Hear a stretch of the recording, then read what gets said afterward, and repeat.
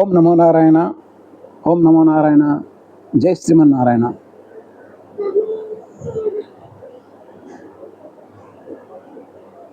ప్రత్సర్గ పర్వం, భవిష్యపురాణం ప్రత్సర్గ పర్వం, చతుర్థ ఖండం, ద్వితీయ అధ్యాయం. రాజపుతాన, ఢిల్లీ రాజవంశ చరిత్ర. ఒక తెలుగువారే దీన్ని ఢిల్లీ అంటారు, కానీ నిజానికే దాన్ని దిల్లీ అని ఎక్కువ మంది అంటారు. సూత మహర్షి ఇంకా ఎలా చెప్పసాగాడు. ఋషులారా, చౌహాన్ అను పేరు గల రాజు మధ్య భారతంలో తన ఆధిపత్యాన్ని సుస్థిరంగా స్థాపించి అజ్మేర్ అని పేరిట బ్రహ్మచే నిర్మితమైన నగరాన్ని పునర్నిర్మించి రాజధాని చేసుకున్నాడు. అజ అనగా బ్రహ్మ, మా అనగా లక్ష్మి. అయితే దీనికి ఇంకొక ఇది కూడా ఉంది. అంజన్న సిస్టర్ వాళ్ళిద్దరు కలిసి దాన్ని నిర్మిస్తే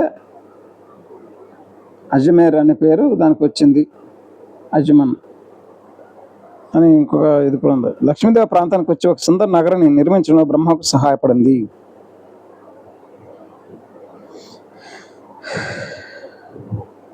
అయస్య బ్రహ్మణో మాచలక్ష్మి తత్ర సమాగతాః తయాచ నగరం రమ్య మజమేరత స్మృతం. ప్రసర్గం 4:2. చౌహాని 10 ఏళ్ళు రాజ్య పరిపాలన చేశాడు. అతని కొడుకు తోమరుడు రాజు కాగానే ఒక ఏడాది పాటు భక్తిపూర్వంగా పరమశివుని యొక్క పార్థివ పూజనం చేశాడు. శివుడు ప్రసన్నమై అతని కింద ప్రస్థం అనే పేరు గల దాన్ని ప్రదానం చేశాడు. తోమరుని తర్వాత అతని పుత్ర పౌత్రాదులందరినీ తోమరులను వ్యవహరించారు. అంటే తోమరుడు వంశకర్త అయినాడని అర్థం.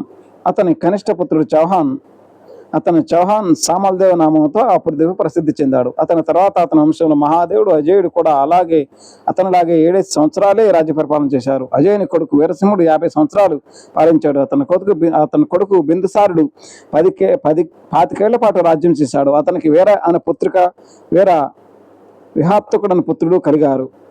బిందుసురుని పుత్రికను విక్రముడు పెండ్లాడాడు. వీరవిహత్తుని పుత్రుడు మాణిక్యుడు మణుమడు మహాసింహుడు అతనిలాగే 50 ఏళ్ళు పరిపాలించారు. తర్వాత వచ్చిన చంద్రగుప్తుడు 25 సంవత్సరాలే రాజ్య పరిపాలన చేశాడు. అక్కడి నుంచి ఆ వంశంలో వరుసగా ప్రతాపవాన్, మోహనుడు, శ్వేతరాయుడు, నాగవాహుడు, లోహదారుడు, వీరసింహుడు, నిబుధుడు, చంద్రరాయుడు, హరిహరుడు, వసంతుడు, బలాంగుడు, ప్రమదుడు, అంగరాయుడు, విశాలుడు, శారంగదేవుడు, మంత్రదేవుడు, జయసింహుడు రాజ్యానికి వచ్చారు. వీరంతా అర్ధ శతాబ్దాల పాటు పరిపాలించిన వారే. మోహనుడు మాత్రం 30 సంవత్సరాలే రాజ్య పరిపాలన చేశారు. జయసింహుడు సమస్త ఆర్య దేశాన్ని జయించి తెచ్చిన ధనంతో చాలా పెద్ద యుద్ధం చేశాడు. ఆయనకు ఉత్తమ ఫలం ప్రాప్తించింది. ఈయనే జయపురం అనే నగరాన్ని నిర్మించాడు. ఈ జయసింహం వల్లే ఈ రోజున జైపూర్ అనే పేరు ఉంది కదా, అతనే జైపూర్ అనే పేరు ఇతను జయసింహుడు వల్ల వచ్చింది. ఈయన జైపూరం అనే నగరాన్ని నిర్మించాడు.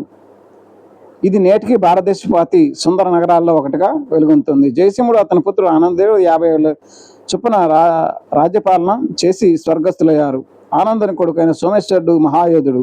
అతడు అనంగపారుని కూతురైన కీర్తిమాలని పెండ్లాడి 3 బలవంతులైన కొడుకులకు తండ్రి అయినడు. అతని జ్యేష్ఠపుత్రుడు దుందుకాసురుడు మగధకు రాజుగాగా, మధ్యమపుత్రుడు కృష్ణకుమారుడు తన తండ్రి గారి రాజ్యానికి కనిష్టపుత్రుడైన మహిరాజు పృథ్వీరాజు ఢిల్లీకి రాజులైనారు.